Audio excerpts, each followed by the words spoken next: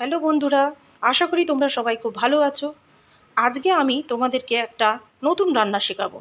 যদিও এটা নতুন রান্না, কিন্তু এটা একটা পুরনো রান্নারই রেসিপি।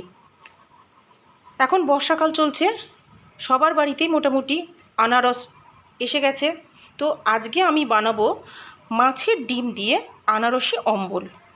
আনারসি অম্বল শুনেই তোমরা বুঝতে পারছো এটা একটা চাটনি বা টক টাইপের আইটেম হবে। মাছের ডিম এখন বাজারে খুবই অ্যাভেলেবেল হয়ে গেছে বর্ষাকাল। আর মাছের ডিম দিয়ে সবসময় মাছের কালিয়া, মাছের ঝাল, মাছের বড়া, ডিমের যে বড়া হয় সেগুলো খেতে খেতে আর ভালো লাগছে না। একটা নতুন ধরনের রেসিপি তাই বানাবো বলে আমি সমস্ত কিছু জোগাড় করে নিয়েছি। বাইরে মোটামুটি বৃষ্টি পড়ছে হালকা হালকা। আচ্ছা, এবার আমি কিভাবে বানাবো সেটা যেমন দেখাচ্ছি, এর জন্য কি কি উপকরণ লাগবে সেটাও তোমাদেরকে আমি বলে দিচ্ছি। এর জন্য লাগবে মাছের ডিম, এটা রুই মাছের ডিম, তোমরা চাইলে ইলিশ মাছের ডিম দিয়েও করতে পারবো। আর লাগছে হচ্ছে আনারস। আনারসটাকে আমি কেটে ধুয়ে গ্রেট করে রেখেছি, আর এটা ছাঁকনি দিয়ে ছেঁকে রেখেছি, কারণ এর যে রসটা সেটা আমি আলাদা রেখেছি। যা যেরকম মানে ঘনত্বে চাটনি বা টকটা খেতে ইচ্ছে হবে সে সেইভাবে করতে পারবে। না হলে বেশি রস থেকে গেলে কী হবে, শুকোতে টাইম লাগবে আর পরিমাণগুলো সব এলোমেলো হয়ে যাবে। তাই জন্য রসটাকে যদি আমরা আলাদা করে রেখে দিই, যে এই বাটিতে করে আমি আলাদা করে রেখে দিয়েছি, তাহলে কী হবে পরিমাণটা বুঝতে পারবে। এর ছাড়াও লাগবে আমার হচ্ছে পেঁয়াজ কুচি, কাঁচা লঙ্কা কুচি, রসুন কুচি, আদা কুচি, লেবু আর নুন চিনি। তাছাড়া এই ডিমটাকে মাখতে সামান্য বেসন বা চালের গুঁড়ো বা ময়দা যে যেরকম পারো দিয়ে, যেরকম আমরা ডিমের বড়া বানাই সেরকম আমি বানাবো। কিভাবে বানাচ্ছি সেটাও আমি দেখাচ্ছি। এবারে এই ডিমের মধ্যে আমি দেব হচ্ছে পেঁয়াজ কুচি।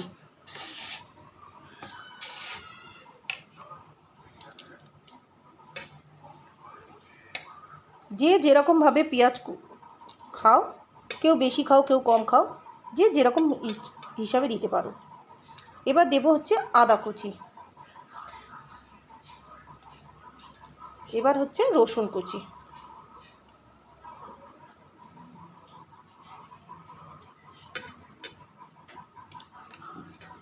তারপরে হচ্ছে কাঁচা লঙ্কা কুচি। ঝালটা যে যেরকম খাবে সে সেরকম দেবে।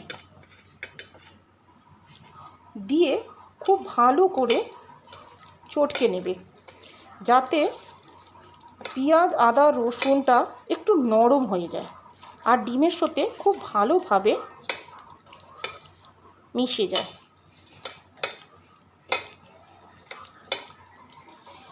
এখানে কেউ চাইলে রসুন আদা বাটাও দিতে পারো, তবে আমি কুচিয়ে দিই, কারণ মুখে পড়লে ক্রাঞ্চি ভাবটা খেতে ভালো লাগে, টেস্টও ভালো লাগে। এইভাবে আমি ভালো করে চটকে নিয়েছি। এবারে আমি এতে নুন দেব আর একটু চালের গুঁড়ো আর কর্নফ্লাওয়ার দেব। এই যে দেখো, সামান্য নুন, একটু বেসন, একটু চালের গুঁড়ো আর একটু কর্নফ্লাওয়ার নিয়েছি। এই সবগুলো আমি এই ডিমের মধ্যে মেশাবো। এবারে আমি এই মাছের বড়াগুলো ভেজে নেব।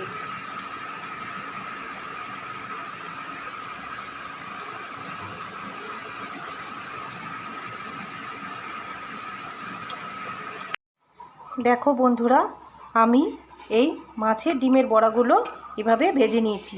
মাছের ডিমের বড়ার গন্ধে আমার বাড়ির লোকেদের অর্ডার হয়ে গেল কিছুটা একটু লাল লাল কড়া করে ভেজে দিতে, যাতে তারা শুধু খেতে পারে। তাই জন্য কিছুটা আমি একটু লাল লাল করে ভেজেছি আর কিছুটা একটু কম লাল লাল করে ভেজেছি। এগুলো ঝোলে দেবো, মানে অম্বলে দেবো, আর এগুলো শুধু খাওয়া হবে। বর্ষাকালে ওয়েদারে, এরকম বৃষ্টির ওয়েদারে এরকম বড়া আর এক কাপ চা বা কফি, পুরো সন্ধে জমে যাবে, কি তাই না?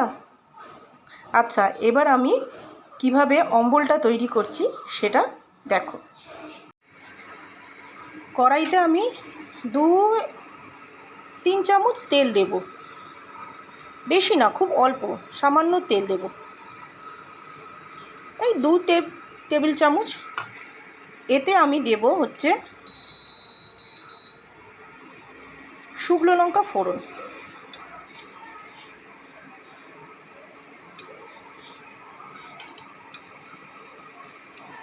তিনটের মতন আমি শুকনো লঙ্কা ফোড়ন দিলাম।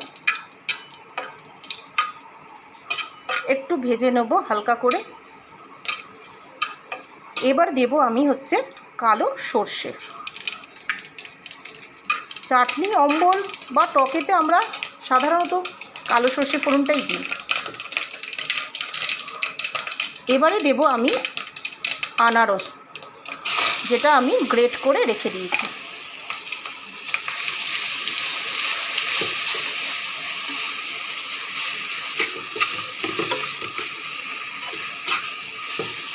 আমি আনারসের যে রসটা বেরোচ্ছিল সেটা করে রেখেছি, যাতে এটা ভালো করে করতে পারি। রসটা হলে বড্ড জল জল ভাব হয়ে যেত আর কষানো যেত না।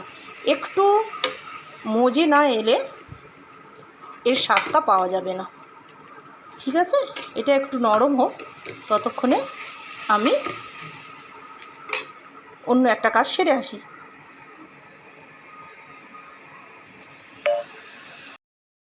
হলুদ আর পরিমাণ মতো চিনি,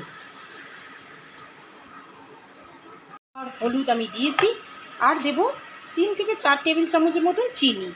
চিনি ছাড়াও কেউ এটা চাইলে গুড় দিয়েও করতে পারো।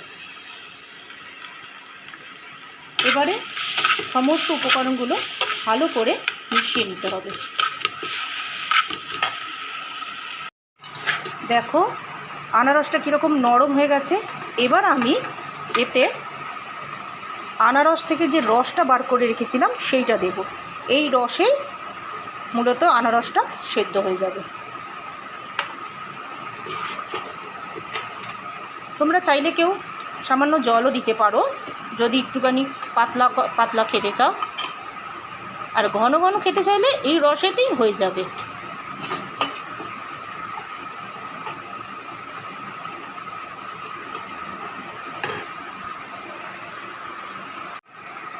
ঝোলটা টকবক করে ফুটছে, এই অবস্থায় আমি এই ডিমগুলো সব দিয়ে দেবো। বন্ধ করো ওটা। টকবক করে ফুটছে, এবার আমি ডিমগুলো ছেড়ে দেবো।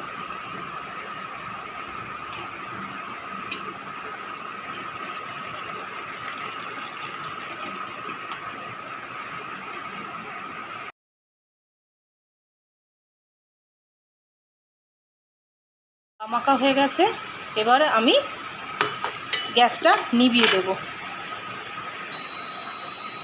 কিন্তু তোমরা ভাবছো যে আমি একটা উপকরণ দিইনি, দেখিয়েছি অথচ দিইনি, কিন্তু সেটা আমি ভুলিনি। সেটা আমি গ্যাসটা নিভিয়ে দেব বলে। এই যে পাতিলেবু রস সবসময় গ্যাস নিভিয়ে দেবে, কারণ পাতিলেবুর রসে থাকে ভিটামিন সি, আর ভিটামিন সি গরমে নষ্ট হয়ে যায়, এর গুণ সবটাই নষ্ট হয়ে যায়। ঠিক আছে, এবারে আমি এটা কিভাবে সুন্দর করে প্রেজেন্টেশন করব সেটাও তোমাদের দেখাবো। কারণ শুধু রান্না করলে হবে না, রান্নাটাকে সুন্দর করে প্রেজেন্টেশনও করতে হবে, যাতে রান্নাটা রান্না নয় শিল্প মনে হয়। এখানে দেখছি আমি পাতিলেবুর দানাগুলো পড়ে গেছে, সেগুলো আমি তুলে ফেলে দেবো। রান্নায় কোনো খুঁত রাখা যাবে না। ঠিক আছে, পাতিলেবুর রসটা আমি এভাবে মিশিয়ে দিলাম। আমরা রাঁধুনিরা রান্নাটাকে একটা শিল্পের কাজে নিয়ে যেতে পারি, যে সেটাও আমরা প্রমাণ করে দেব। আর তোমরা সবাই আমার মতন করে এইভাবে যদি রান্নাটাকে প্রেজেন্ট করো, তাহলে বাড়িতে তোমাদেরও কদর অনেক গুণ বেড়ে যাবে। এবার আমি কিভাবে প্রেজেন্টেশন করছি সেটাও দেখে নেব। কি বন্ধুরা, খুব এক্সাইটেড লাগছে তো কিভাবে আমি প্রেজেন্টেশন করব সেটা শেখার জন্য। এইবার দেখো, এইটা হলো পুরো আনারসটা, আর এই হলো আমার আনারসি অম্বল। আসলে আমি আনারসটাকে ঠিক এইভাবে কেটে নিয়েছি বাটির মতন করে, যাতে আমি এই অম্বলটা এই আনারসের মধ্যেই প্রেজেন্ট করতে পারি। ঠিক এইভাবে আমি আনারসটাকে কেটে পুরো গোটাই রেখেছি। আর এইভাবে আমি ডাইনিং টেবিলে সাজিয়ে দেব। আর যখন খাবে এই ঢাকনাটা খুলে এইভাবে সবাই খাবে। কি এটা একটা শিল্পের মধ্যে পড়ে কি না বলো? যদি তোমাদের আমার এই ভিডিওটা ভালো লাগে, লাইক করো, শেয়ার করো, কমেন্ট করে জানিও কেমন লাগলো। আর রান্নাটা অবশ্যই চেষ্টা করবে আর আমাকে জানাবে কেমন হয়েছে খেতে। ওকে, বাই। আবার দেখা হবে পরের কোনো এক্সাইটিং ভিডিওতে। ওকে বন্ধুরা, বাই।